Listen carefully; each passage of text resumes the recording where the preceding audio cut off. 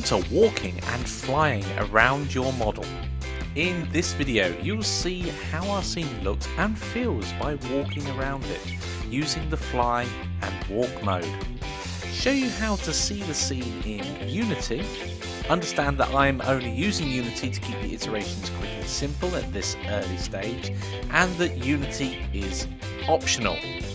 Anything external to Blender that we do, you can watch to see how it works and how it is coming across, so you can see the impact of what's going on. You'll gain a better understanding of external programs when doing this, and occasionally you may want to work with external programs, whether it be art packages or other 3D modelling packages. Now join in if you have Unity installed and are interested in learning more about this particular prototyping method. So let's hop straight on over into Blender. Right, now that we're back in our church scene, at the moment we've been manipulating this by simply using the mouse, scrolling it up and down, holding down shift and panning across, but that has its limitations. For example, it's very easy, as we've all experienced already, to run out of zoom when you can't go any further and you have to refocus what you're looking at. And we can get around that by hitting shift and F. That enables fly mode, and we can start using the W, A, S and D keys, if you've ever played any first person shooters, to move around our scene. So we can strafe like panning with A and D, W moves forward and S moves back. Now this looks like a painfully slow speed that we're moving at the moment, but you can speed that up with your scroll wheel or page up, page down. And we can see that as I'm on a Mac here, so I'm scrolling down, I can pick up speed and whiz around the model. Of course, we've got my little mannequin in here for scale. It helps just really set the scene. And I can see that walking around, I can adjust this so I get a much better feel. And, well, that's looking pretty good.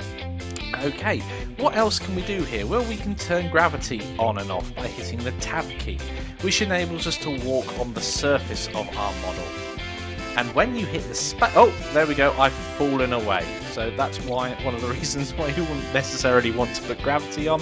I'll just use the scroll wheel to whiz back up here. But wait a minute, there's a quicker way of whizzing about. See that little crosshair in the middle? Well, if I put that on a particular part of my model and then press the space bar, we will hop to that part of the model. So it's very easy to quickly hop around if I target my mannequin and go bang, straight there.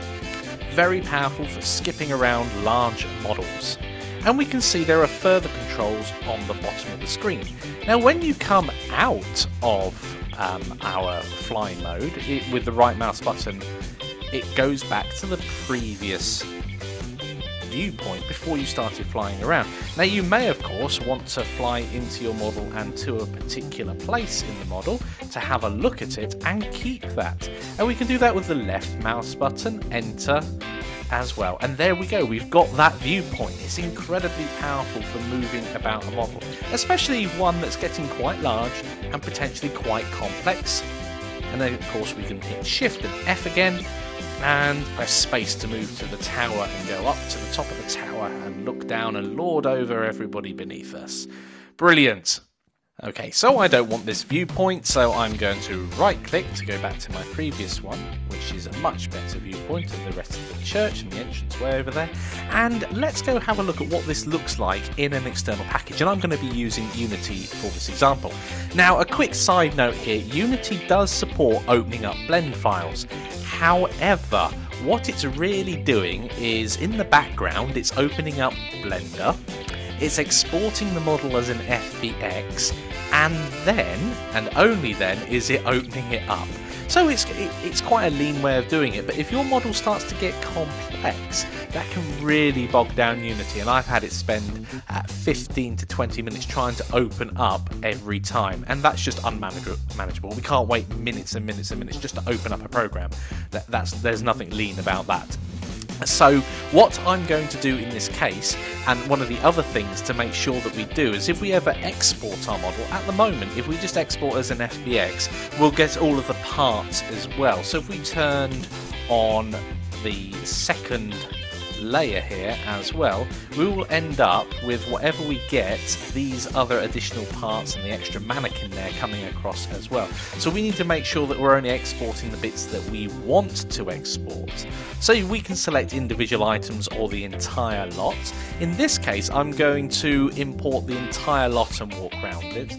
Although you may wish to reconstruct this in an external package as well, in which case you would just export the parts and then give full control to the level designer or whoever to put all the parts together how they deem fit. Because obviously if I give someone a big model like this, it can be quite annoying to have to deconstruct it first to reconstruct it how you like. But this is a great example about how all those pieces fit together. A bit like when you buy some Lego, you get a picture of what you should be making, and then of course you ignore that and go and make some other cool stuff. So now what we can do is just make sure that the things we want selected are the ones that we're going to export. So I'm going to totally ignore the parts bit, but select all of the other empties. But I'm going to select these empties whilst holding down Control, so it selects all of the meshes underneath as well. So I'm going to want to select that, and then I'm going to hold down Shift, add to that selection, and select the other bits in our scene. So I'm just going to go down here and select those. I don't need the lamp or camera. They are completely irrelevant whenever I'm exporting because they are controlled and have settings really only in Blender. So now that I've done that, I can go to File and Export and go to FBX. That's a standard one for most packages. If you're doing 3D printers, then it'll be STL is a standard one, and obviously there are some other ones that you'll notice here. If you're working with SketchUp, Collada is the one it supports. It doesn't support FBX, and this of course natively supports 3ds Max as well. So I'm going to click on FBX and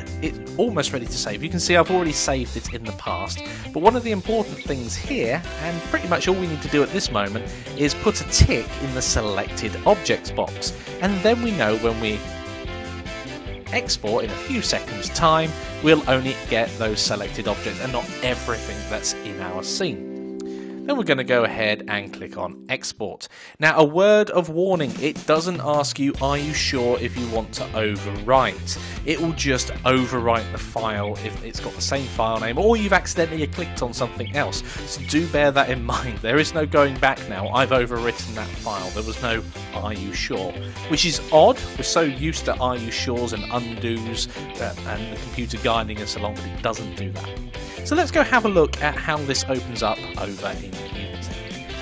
Okay, so I've set up my scene over in Unity. I've imported the Gothic church and I've imported some standard stuff so I can have the first person controls. I'm going to go ahead and hit play, and then I should be able to walk around my scene. Just going to make this bigger for you guys. There we go. And this gives a much better impression of the actual scene as we walk around it. Hello, mannequin. Now, these yellow patches here, don't worry about those. It's just reflecting the ground. When it's directly parallel with the ground, it's going to do that. You see it's happening there, and to some extent under the arches. I don't have any... Oh, I've actually walked out the door. That was very good. I was going to say I don't have any colliders, so... well, I do on the floor, so I don't fall through, but I don't on the walls or anything like that at the moment, so I can go in and out of the model. And this is really good for seeing how it's going to work. So I can already see some problems, and it's good that I can see problems at the moment because, well, I can fix them sooner rather than later. And here we see this one's working, and that's because it's a solid model. So I've also identified at this point that when I moved these into the scene, and indeed all of these vaults, these ceiling pieces, the modifier, the solidify modifier, did not link as well, so I'll need to set that up again on them all. I can also see around here, where is it, this bit here, it looks like there's a piece misaligned. Oh dear, bad construction there. Or is it a secret panel to a secret area of the church? Who knows? But we can start to see here that this is feeling right. It's feeling pretty epic. It's feeling big. It's not feeling too big. This is a 1.6 meter mannequin. It's actually a very handsome chap. It's modelled on myself. Okay, so this is great because we get to experience how it is looking and how it feels by just walking around it. Now obviously, because these are made out of modular parts, the game designer, or yourself if you're wearing multiple hats, can now start fiddling about with the layout inside the game engine or whatever else you're working with straight away. Okay, quick challenge for you guys. I'd like you to explore your model. Move around your model and get a better feel for the space that you are creating. Remember to make any alterations immediately, working lean, and walk around again and test those alterations. Now, optional for those with Unity or another game engine or another external package, import your model and walk around it or fly around it there too. If the import has problems, remember that is a good thing. We're being lean about this and taking it to one of the end stages that we want very quickly to make sure that there aren't any glaring problems. So pause the video now, give that a go. I've already identified some problems with my model, so I'm going to go and fix that.